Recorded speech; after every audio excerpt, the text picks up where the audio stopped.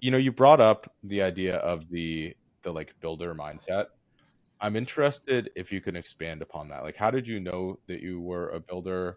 What is the alternative to being a builder? Because I also view myself as a builder now, but probably not in the conventional way. Sure. Being a builder versus the alternative to being a builder. God, this is going to sound really ridiculous. This is going to be the Totally paper why. that I look back on and I roll my eyes.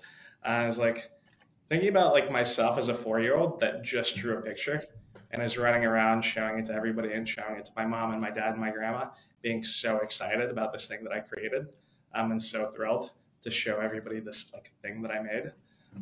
So I started out as an art kid, and then I discovered physics, and it turns out that like, ooh, I'm really good at that too. And then I realized, oh, what if I made like actual things? I've heard this argument made before. I don't quite remember who says it. Maybe it was Paul Graham. Find the areas where you have an unnatural advantage, and like find places where you have an unfair advantage. And I think I discovered at some point that my unfair advantage was I like to make things. I'm just like a creative person. I like putting things together. It gives me joy.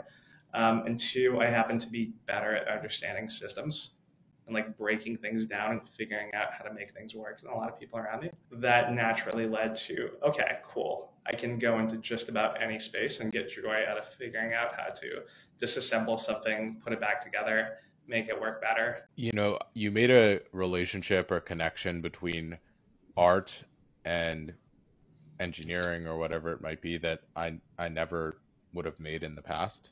The idea that like both artists and programmers or data scientists, they're creators, like they're putting something into the world. And I've always felt some sort of like connection to the art community or to the creative community, maybe because I make freaking videos on the internet and that's like a product of Yeah. creation that I put out there.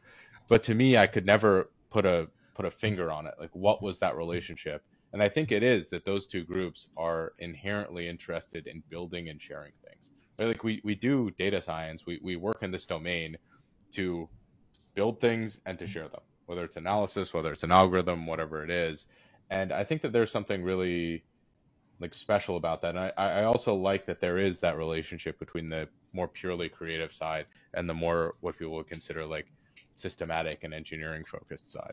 That maybe they're not as different as a lot of people make them out to be.